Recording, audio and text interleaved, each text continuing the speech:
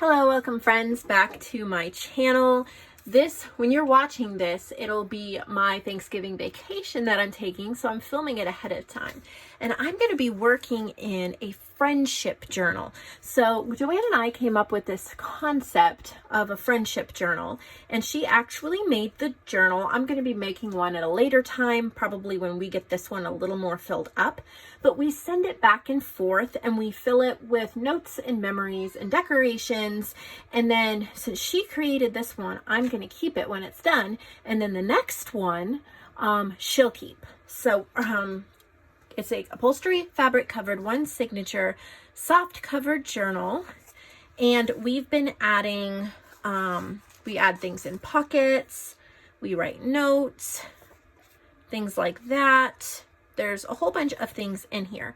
So I thought what I would do, since JoAnn has just made her first digital paper pack called Vintage Ferns, she's learning some digital design, and I'm helping her out as much as I can, but she definitely already has the eye for it. She used to be an interior designer or decorator, something like that.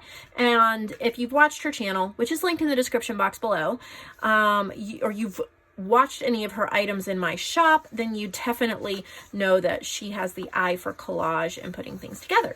So since I have these beautiful papers, I thought that it would be really nice to put them, some of them, into this journal to find places that they would look amazing.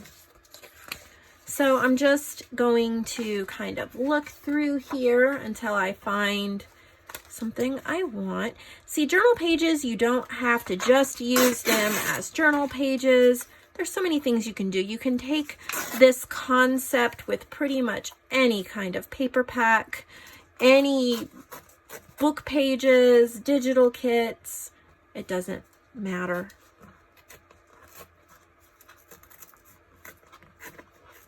But I printed out a test set to make sure it printed okay. And it did. I was really happy about that. So it's going to blend in that one too much. Oh, there we go. That'll stand out really nice. So to make things super easy, I brought my Recollections tape gun. I got this on a steep discount when my Michaels was going out of business. And I've been kind of hoarding it, but I've hoarded it for so many months that before you know it, the tape's not going to be good anymore. So I might as well use it and then make my videos a little easier. But you could use a glue stick or anything. So isn't that beautiful? I'm going to look through some of these other pages, and I'm really just looking at pulling out the ferns with a little bit of the background. What's left over of the background will go into my scraps, and I'll either use it to make die cuts, or I'll use it to back other digital images with. It's kind of like a faux coffee dyed paper. It works well like that. The teeny tiny pieces I'm throwing out. But anything this size, or even like this, I will keep.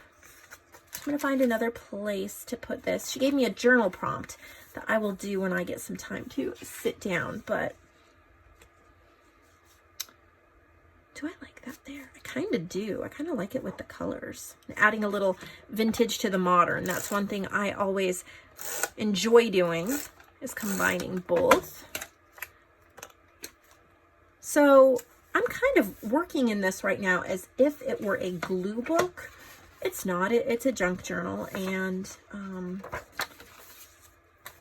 I can write in it. I can do all sorts of things. But I'm just taking these images and placing them. Super simple. I just thought I would show you as I was working in it. Maybe inspire you to start a friendship journal with somebody. You could ask for someone on the group. There's a Facebook group, Nevermore Creations, Junk Journals and Friends. And you could just ask on there if somebody would like to do this with you.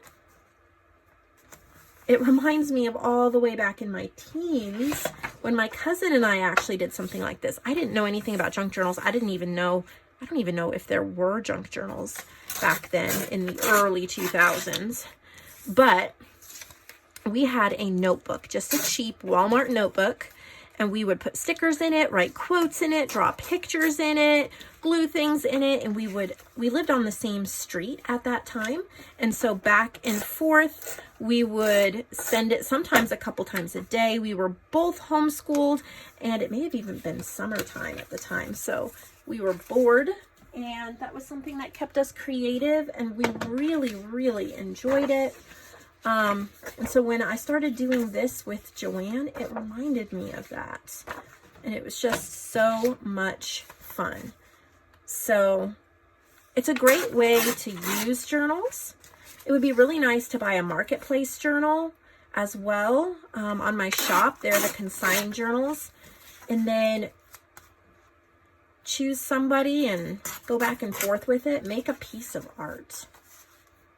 Maybe you could do it with a friend or a family member, someone that you know outside of the junk journal community as well.